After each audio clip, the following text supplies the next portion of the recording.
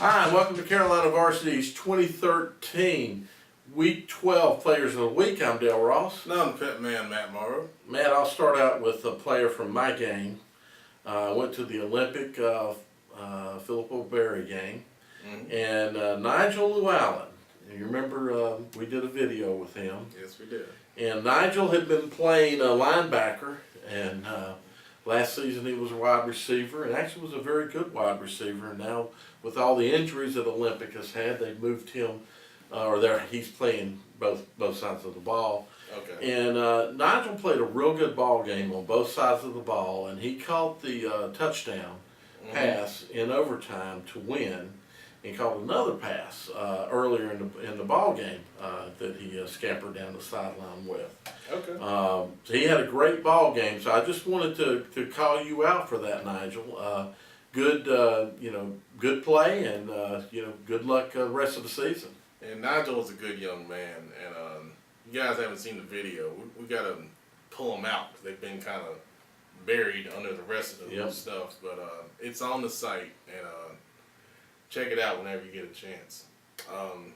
From my game, the Catholic Providence South Meck 8 championship game, I had three guys. And first one, of course, was the obvious choice. Yeah, let me guess. Is he going to be wearing blue next year? Oh, yeah, that beautiful shade of blue of Carolina.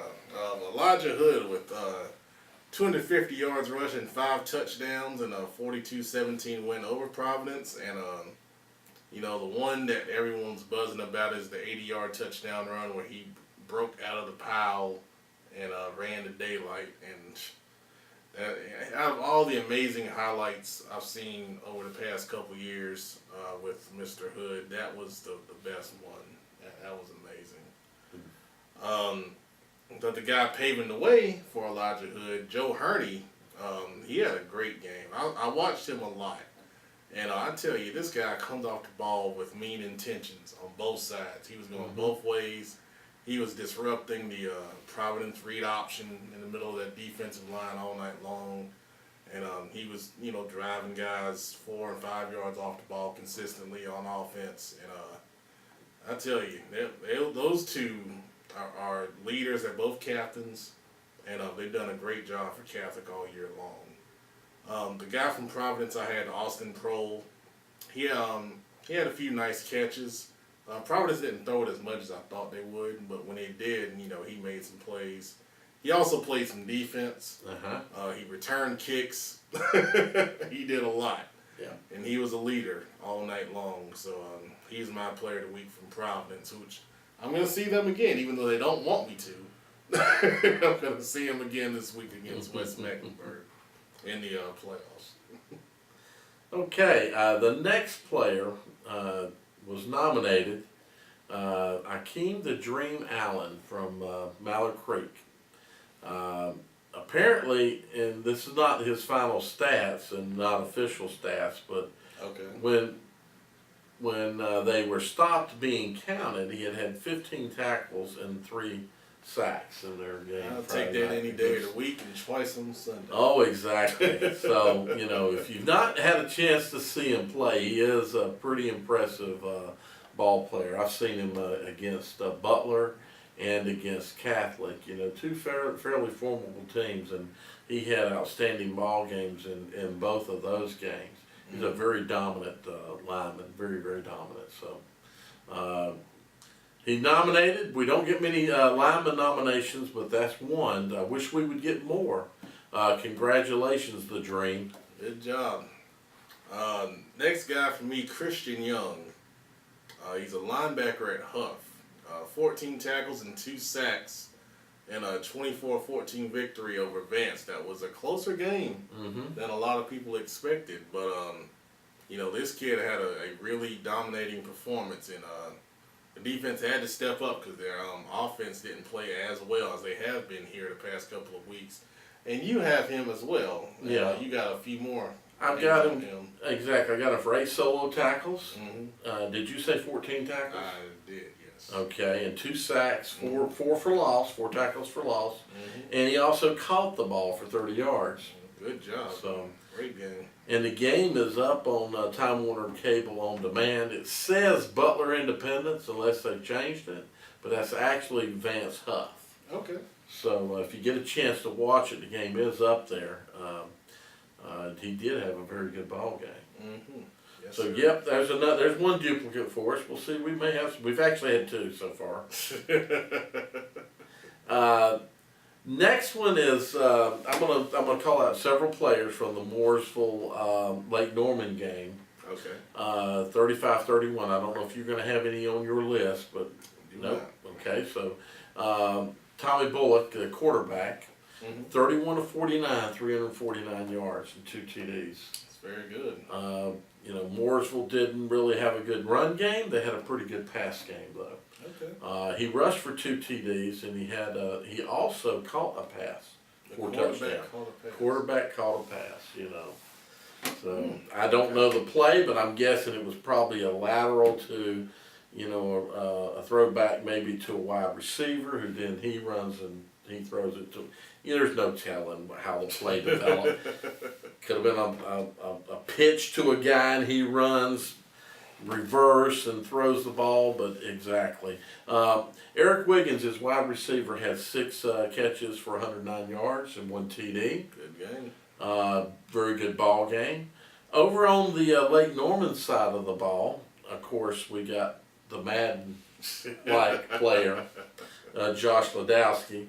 Petman said back several videos ago, you can't even do that on Madden. What did he do this time? His game is not as impressive, but it's a pretty, I guess if you figure this was against a 10-1 team. Right. So this is going to justify whether he's a good quarterback or not. 16-28, 315 yards, and 3 TDs. I think it's pretty good. And he rushed for 115 and 1 TD. So what do you think, Pat? I think he's a pretty good player. Well, I think that's a good ball player. I think he needs to play both sports in college. If Carolina is smart, they'll go to him and ask him to come out and play football because the scholarship's already given in baseball. It's not going to cost him anything. He can be a walk-on for football. And we saw it over at State with Russell Wilson. Now Russell was a second baseman. Ladowski's a center fielder. Center fielders have to be fast though to run balls down. He's an athlete, so he could potentially play on both sides or play 2 sports. Don't rule him out, Carolina.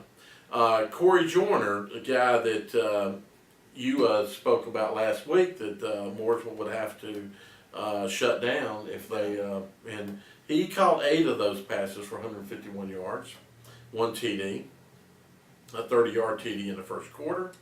And then the year he's been having, they kind of did shut him down. Well, that's but then the ball got moved around. They only had Ladowski only had 315 yards passing. That's actually probably right about his average. He's been averaging over 500 or right at 500 yards total offense.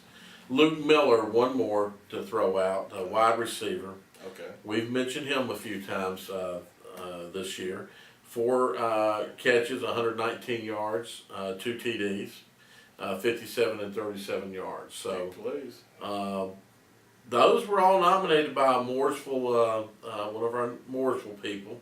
5 players from that ball game. That was a big ball game for the NPC championship, and which Mooresville won. And all those guys deserve it. Great game. Those were all good numbers. Yeah. Yes. I've got a little different one here. Caleb Brown from Rocky River. 27-yard interception return for a touchdown in their 20-0 win over Porter Ridge, and that clinched the Southwestern Conference title for Rocky River. And it got them a number 3 seed in the 4A playoffs, which we'll talk about here a little later. But another defensive touchdown for the Ravens, and they seem to be, really doing well at scoring on defense. And it's carried them a couple games this season.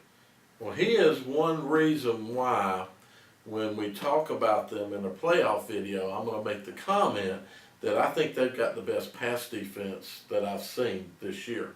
Yes. and he is one of the reasons. Very good ball. That's outstanding. You know, if your offense can't put the points up, jab, the defense does it. But the defense also holds the team to no points. You know, that's impressive too. That's right. So, congratulations. All right, my next nominee is also a Hough player. Okay. AJ Barringer. He was nominated, so I'm throwing it out there.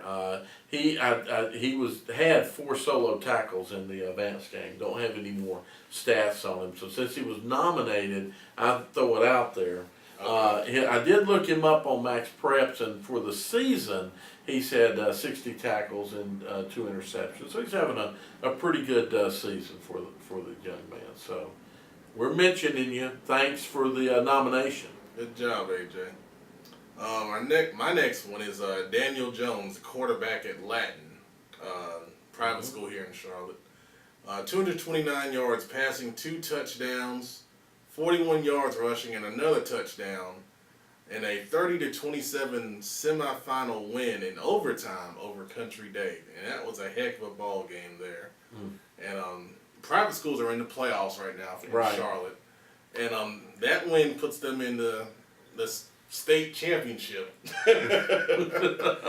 private school game against Charlotte Christian next week. And it's a good job by a pretty good quarterback.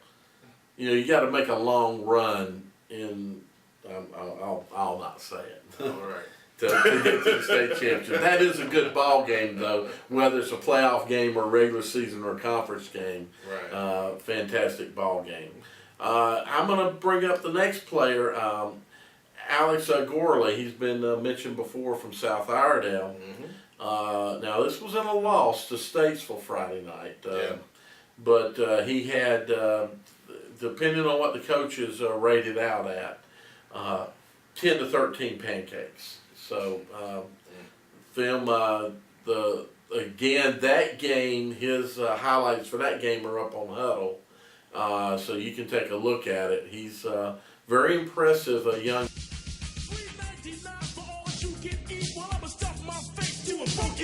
We're gonna walk inside and guess what's